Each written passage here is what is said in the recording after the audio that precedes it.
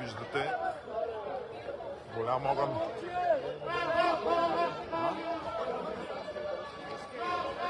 Колко английската гимназия има струпване на много хора.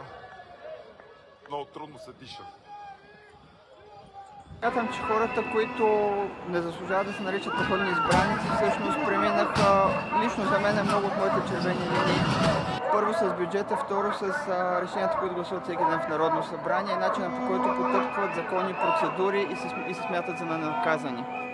И смятам, че хората, които трябва да им кажем, сме ние гражданите, които всъщност плащаме техните заплати. Ние сме техния работодател. Увеличаването на осигуровките, най-вече на данъците, защото трябва да се спрат всички кражби, а не постоянно да се увеличава данъчната тежест върху хората.